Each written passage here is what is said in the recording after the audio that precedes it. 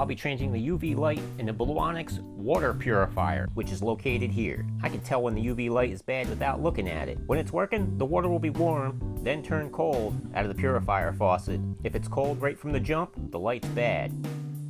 Or you can just look at this little box down here. If the light is red, it's bad. I've owned this unit for 7 years and only needed to do this twice, so it's really efficient.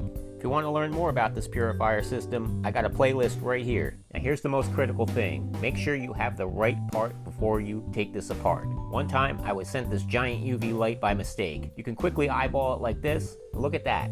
I give you all the stats because I'm good like that. Alright Pigpen, clear out under your sink. This will go a lot smoother that way. Now unplug your UV light.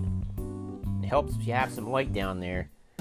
Oh, I love this little Harbor Freight work light. I use this all the time. It's super bright. Ooh, poltergeist. They're here.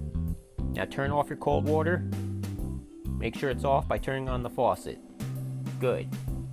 Get yourself a large container to collect the water. Carefully remove the housing. You should have enough slack to let you hold it like this.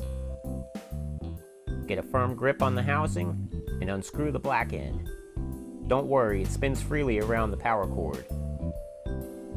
Careful, this is glass, so take your time. Just slide it out little by little. The water will start coming out. Just let that drain and empty, and you can let the housing hang there like that. Next, get a firm grip on the bottom and pull the glass tube straight off. And put that somewhere safe for now. Now you can remove the UV light.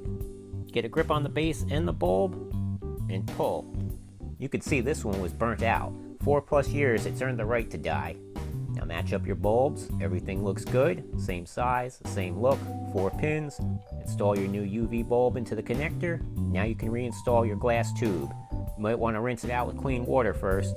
Make sure the seal looks good. Slide it over your UV bulb and push the seal into place. It should fit snug like that. Carefully reinstall the UV light assembly back in the housing. Now you can screw the black end back on. I like to go pretty snug. Nothing crazy, Gorilla Grip. Wipe off any excess water before putting it back into the brackets. Go nice and easy, and it'll snap into place. Just a few more things and you're done. Plug the light in first to make sure there's no issues. Green is good. It means all is right with the world. Next, turn your cold water back on. You'll hear it fill up a bit. No water at the housing, that's a good sign. It means there's no leaks. You're gonna have to bleed the air out. Just cycle through the faucets a couple times like this until you get a good solid stream.